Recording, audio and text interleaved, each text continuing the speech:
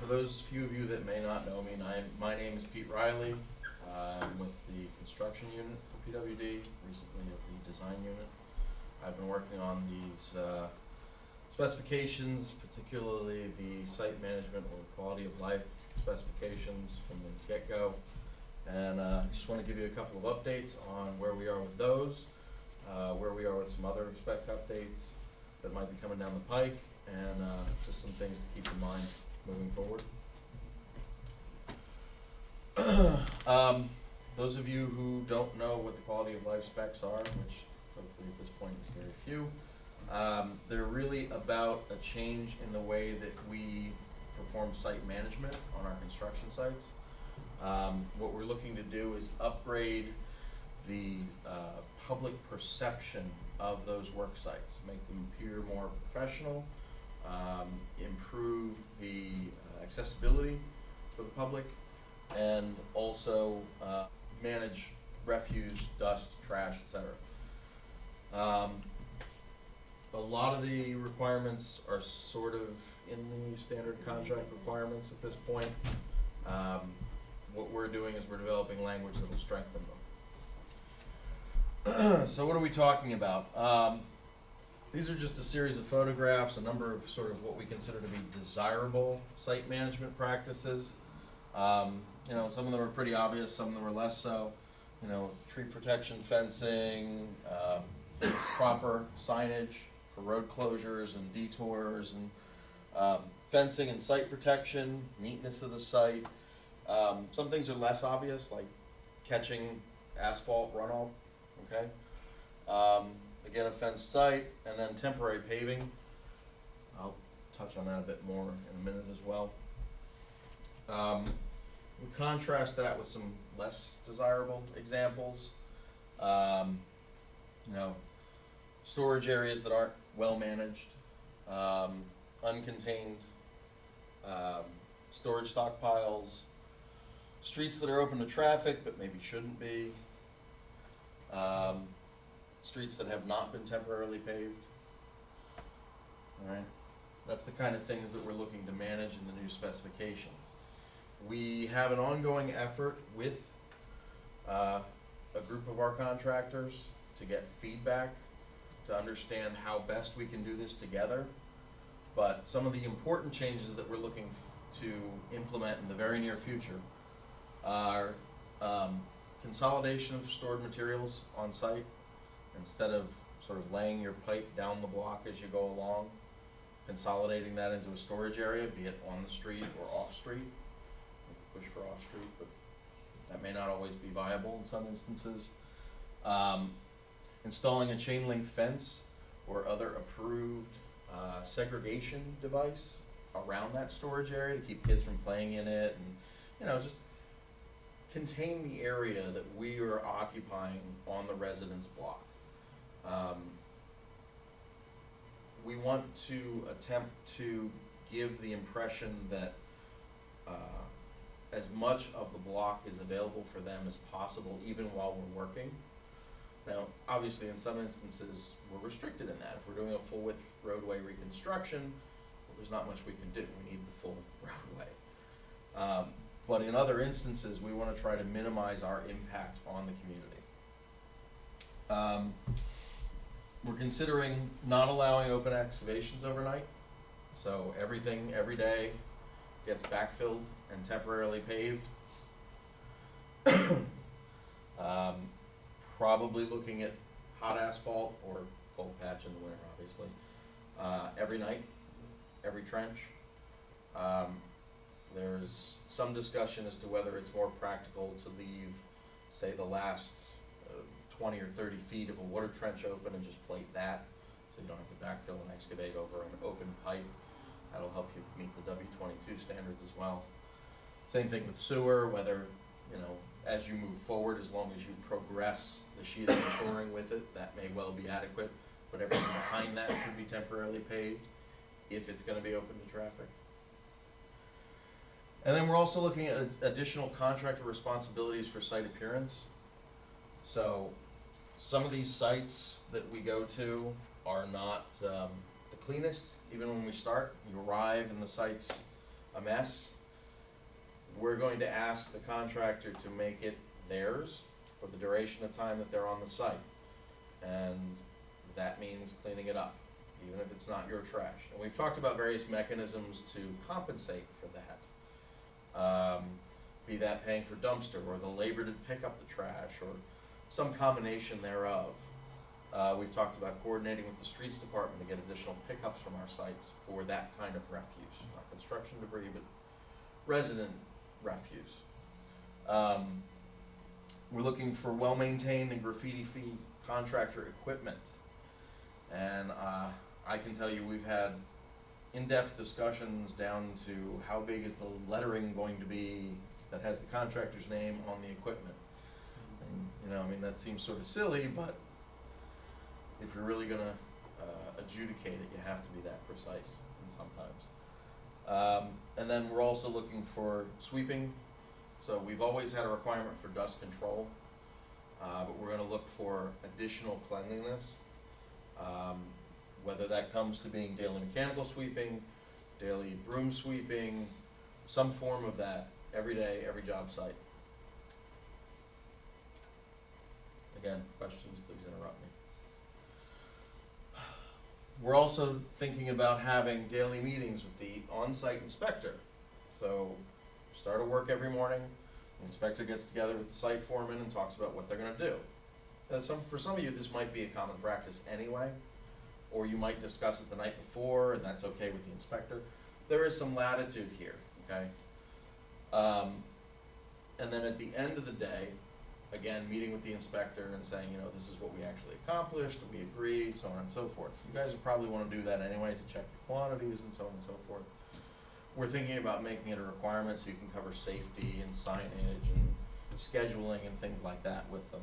There will also be a separate inspector coming around for spot checks. This will be the quality of life inspector, completely separate from the on-site inspector. And they will merely be looking at these sorts of issues, these new quality of life, site management type issues. So they'll be coming to the site and driving your detour to see if it actually takes you around, puts you somewhere sensible. They will be looking for trash. They will be looking for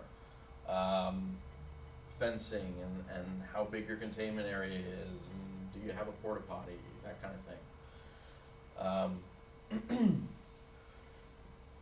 They will answer directly to the chief of construction under the current plan.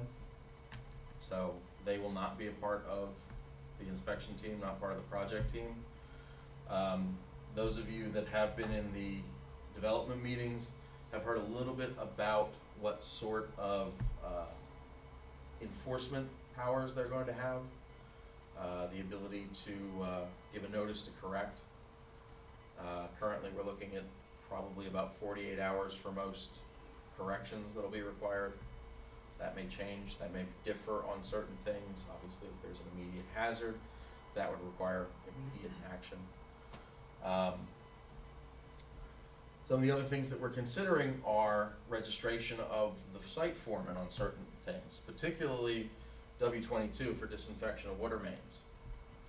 Our labs have recently retrained all of our inspectors in the W22 disinfection standards. And it came about and said, well, you know, we need to share that with the people doing the work as well. And the labs are open to that. They're willing to set aside the time and have you guys come in and train you all in this disinfection standard. We haven't quite figured out if we're going to make that an official certification or not, and then require that foreman to be on the job site when you're doing water mains. We haven't decided that yet. I'm open to feedback on that, please. But there will be available training in the near future on that for everybody. I already mentioned the monetary deduction for noncompliance. The limits of that deduction haven't been set, but really, we don't want to have to do that. You know, we want to give you the opportunity to correct things that we see in the field. We want everybody to get on the same page with this. You know, the commissioner and our management staff have a vision of how they want our construction sites to look. And once we all understand that, there won't be any more problems. You know, we'll all be working off of the same sheet of music, we'll all not have to worry about that at all. That'll make everybody happy, frankly. We're also talking about how we're going to compensate for the additional work that we're talking about. You know, whether it's going to be just a distributed cost, is it inherent to the work? Is it an actual bid item? Because some of these things are new. They're not necessarily inherent to the work, things like the dumpster or the litter pickup. That is something new and additional. So in all likelihood, there will be some sort of bid item in the contract to compensate you for the work that has to be done to keep these standards. Originally, when we talked about this, we talked about a phased rollout on just Green Streets Infrastructure or GSI projects. Now we're really talking about all water department projects. Capital, partner, everything.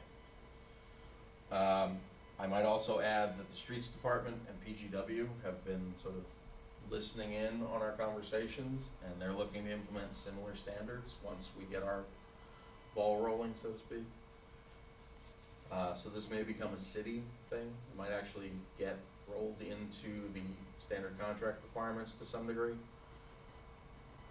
One of the other things to note here is we do recognize that there are different phases to the same project. So when you're doing water main, you'll have different standards than when you're doing sewer, right?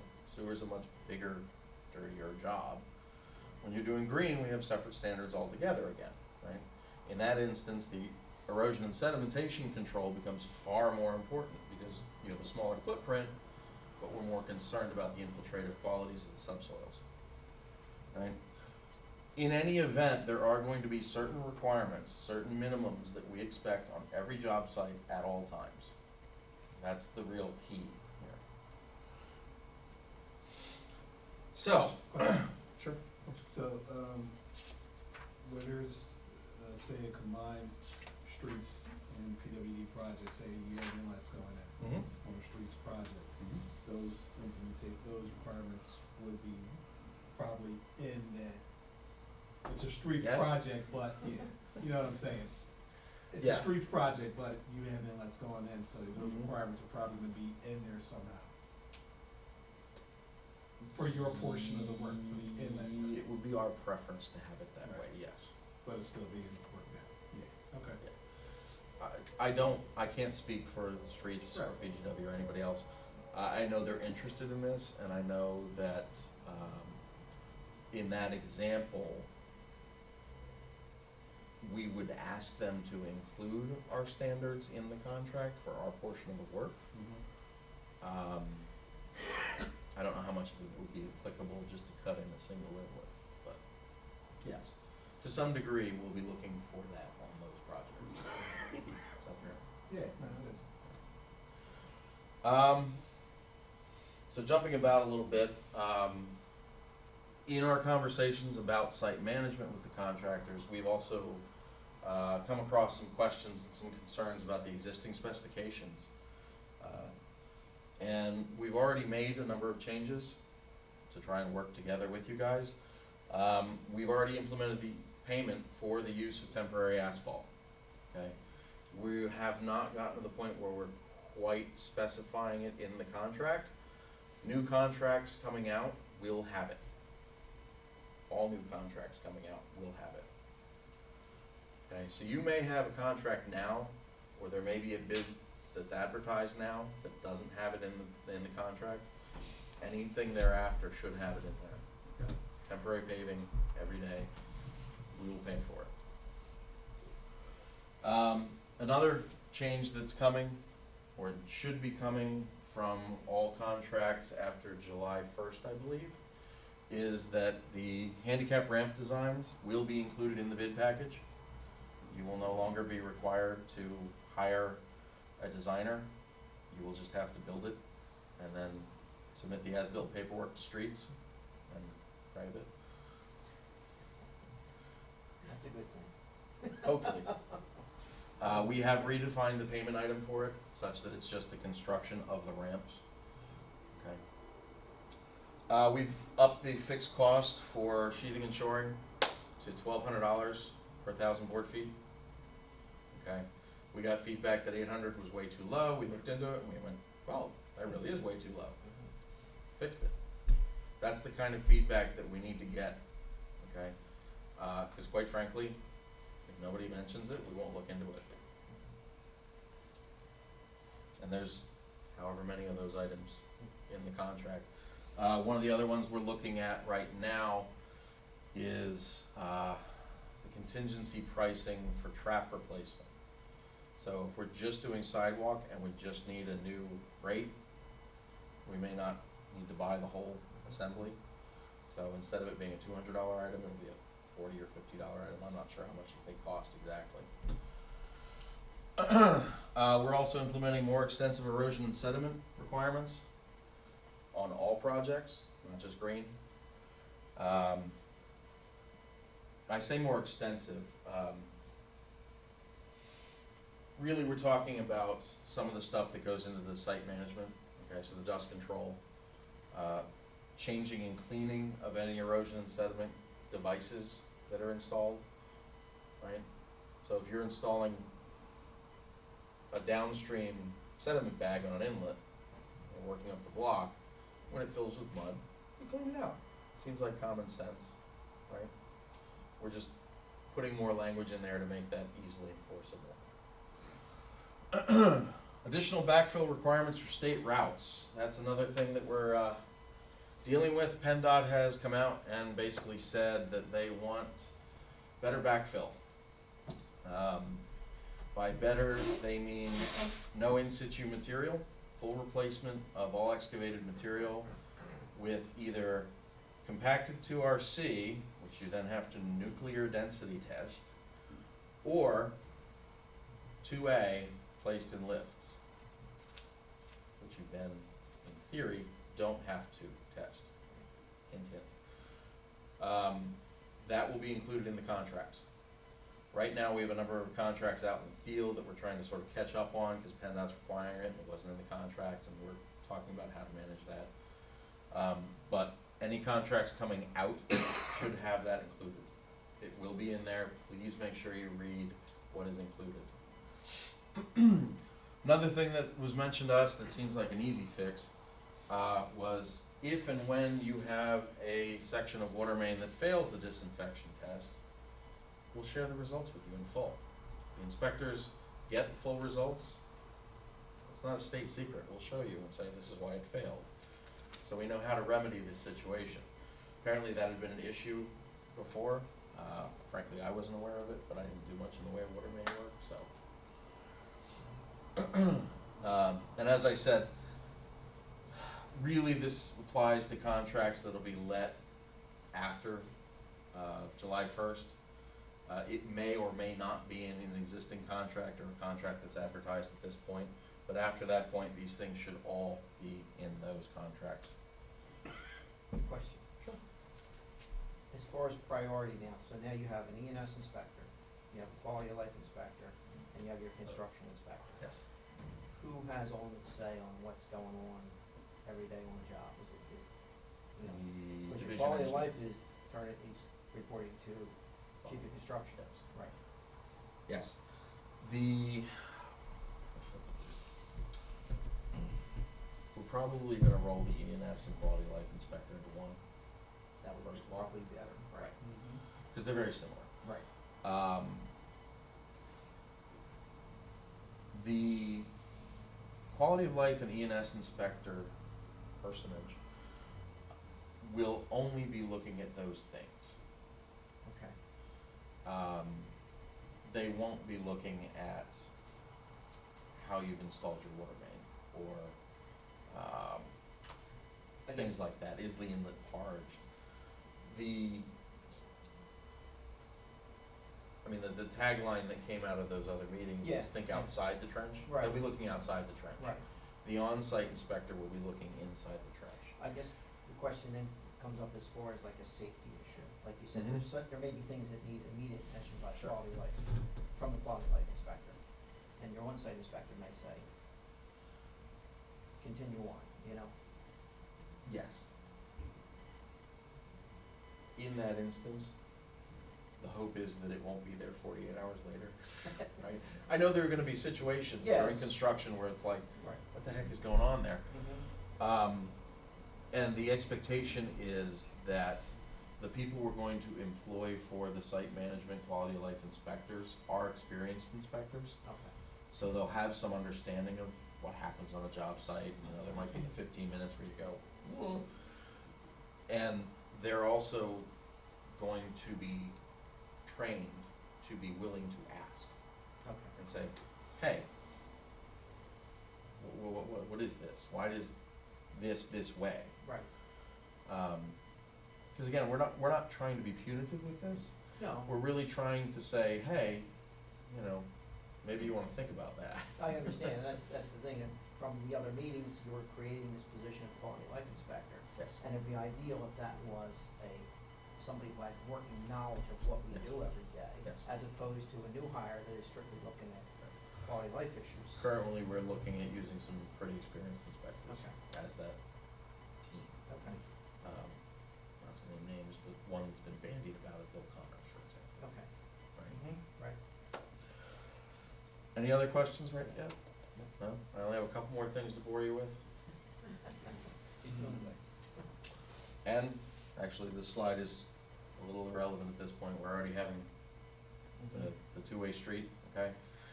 We need to know how to fix the things that we need to fix. Some of the things that we need to fix, we don't even know we need to fix, okay?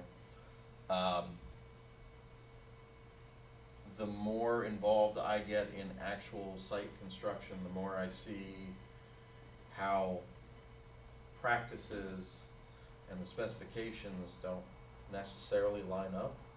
And I don't know that the error is on the side of the practices, frankly. Maybe the specifications are outdated. I can think of one specific example I'll share with you. It's a little embarrassing. The welding specification for PWD actually refers to a welding standard that was discontinued in 1956. Okay. When you see things like this in the specifications, please tell us. You know, just drop us a note, something, anything. Hey, you know, this doesn't make any sense. This is unclear, right?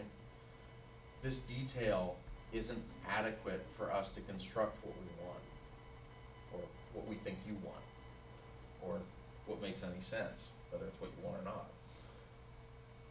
Please tell us, okay? A couple items worth remembering. Some of the things that we're going to be looking at as we change the way that we manage our construction practices, okay? Streets Department and other permits should be shared with the on-site inspector. So if we're gonna be checking a detour plan, that means we need to have the detour plan. Makes sense, right? Standard trench backfill requirements include compaction by lifts and the substitution of some portion for 2RC. I mean, this is common practice, everybody does it, right?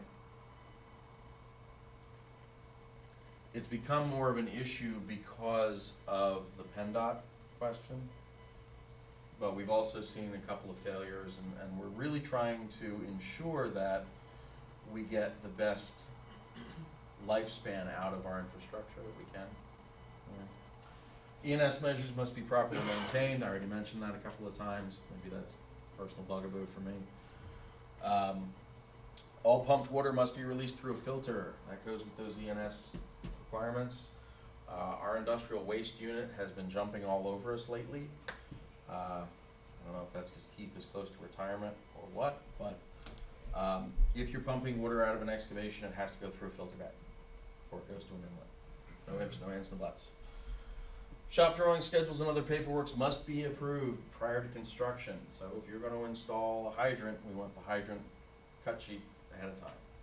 Your construction schedule that you submitted to pre-con, if it changes, update it, please send us a new version, okay? Partially because that quality of life inspector is not going to be there with you every day. He's gonna go off of the paperwork we have in the office, okay? So there needs to be greater communication between your main office and our main office, not just the foreman and the guy in the field, simple enough. And then, something I hadn't done in 5 or 6 years, reread the standard contract requirements. There's a couple of things in there that you go, I didn't know that, at least for me personally. I mean, some of you guys have been doing this a lot longer than me, and you might be able to recite them to me, but take a look at them. Everything that we're trying to do with site management and with our specifications upgrades is trying to be in line with the SCR. We're not trying to deviate from it, we're just trying to strengthen it, okay? If something jumps out at you and says, whoa, let us know. One other item that's come up lately and that we haven't quite come to a consensus on how to deal with is this issue of contaminated soils. DEP has changed their regulations. There's a draft regulation out for what constitutes contaminated soils. It only becomes an issue once you have to dispose of them, which unfortunately, because we're disposing of more of the excavated material and PennDOT routes and so on and so forth, and green projects, is becoming more of an issue for us. Currently, the practice is it's historical fill unless and until you have reasonable doubt, right? At that point, if you smell oil, if you see something that doesn't look like dirt, at that point, really you need to stop work and start testing under the EPA and DEP standards, okay? Particularly if you actually encounter a subsurface storage tank. At that point, just stop everything. Because there are very specific requirements that have to be followed in order to alleviate your liability at that point, okay? Any questions about that? The hope is that PWD and or the city as a whole will be able to develop a soils management program that DEP will approve, but we're not there yet. So right now, you know, I won't tell you to err on the side of caution per se. I mean, we're all used to city soils. It's all fill of some nature. If there's any reason to think it's hazardous, you know, don't put your guys at risk, that's all. All right? Let me ask you something about that, Sure. because that is an issue, and we do handle contaminated dirt all the time. When we go for disposal facilities, when we're submitting to you our clean fill site for reclamation and everything, there's supposed to be a due diligence done prior to that dirt being moved. Well, water and sewer jobs, you have no information, at least the contractor has no information. Yes. Are you guys willing to sign that due diligence moving forward? No. We will not certify it as clean fill. It's historic fill, which means. Right, and that's a technical Right. DEP term. that Right, which everybody sort of should be aware of. spans. Right, There's the three grades. There's clean, clean, right, contaminated, and hazardous. right, And historical could be anything below hazardous. right. That's all we're willing to say about it. But Once most- it's hazardous, yeah, of course, all Right. bets are off. But most people in this room may not, you know, I understand oil, we deal with it every day, that kind of thing. You smell it, you understand it. Right. There's a lot of things that can contaminate the soil that contractors may not be aware of. Yes.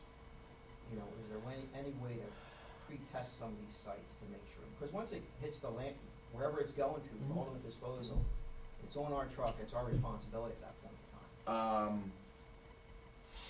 On the large, green projects, where we're digging up a whole park, Right. most of those parks are, you know, reclaimed sites, Mhm. so we expect something. We are doing a full phase one evaluation, where we go in and we look at what the historical use of the site was. Okay, If there's any evidence that there may be contamination, we're doing a full battery of tests in Right. the design phase. right, That will then come out in the contract, okay, just the way geotechnical information always does. For water and sewer projects, however, there's no expectation at this point to do that. okay, Partially because the roadway's been the roadway's been the roadway. You know, it's fill, but it's our fill. It's always been our fill. Right. So unless there's plumes, you don't really expect much in the way of additional contamination. Right, I understand that. It's Um, more in line with sometimes you get into a project where the old trolley lines are buried. The old creosote ties are underneath there, and guess where the water main facility's going? Right, know? you got PCBs and whatnot. Right. Yeah. We're not there yet. Okay, That's something that our legal department's actually tangling with at this point, whether we'll be required to do that. it just seems like DEP's getting some teeth in some of these They are, regulations now. yes. And for those of you who aren't aware of it, the disposal site permits are individual. So each disposal site has different thresholds of different pollutants, depending on whether they're above the water table, below the water table, a Right. reclaimed mine, blah, blah, blah, blah, blah, blah, blah. Mhm. So there may be just different testing requirements for different disposal locations. So if you test your soil here and say, well, you know, doesn't meet any of these requirements, and you take it to disposal site A, they may go, nope, you've got too much lead in that, we can't take it. And that's part of the reason why we're not quite ready to do that, partially out of our own ignorance, frankly. We don't know enough about where DEP's landing. The regs are still draft at this Right, point. they're not secure yet at this point, right. So, you know, we can't put forth a policy based on a draft reg, so Mhm. we're trying to keep up with that. Mhm. And develop our program and our policy such that we'll be able to manage it. One of the ideas we've had is having a city holding facility for contaminated soils. Right. So you dig it up, it's bad, we take it to BRC and put it in a pile, Right. and then we manage the testing and disposal. Right, as long as the ownership doesn't change, then they're okay with that. Right. Right, Haven't figured that out yet, though. okay, You know, whether that's an adequate containment facility, whether we need a permit for that. right. So there's all kinds of red tape and paperwork behind that. Yeah, I'm just saying they're starting to crack down on us. So Sure. eventually it's gonna come Yes. back to you guys to say, Yes. we have to clean this up somehow, you know? Yeah, and at this point, we're merely handling it as a change order Okay. for disposal. It's the best I can tell. Mm-hmm. Anyone else?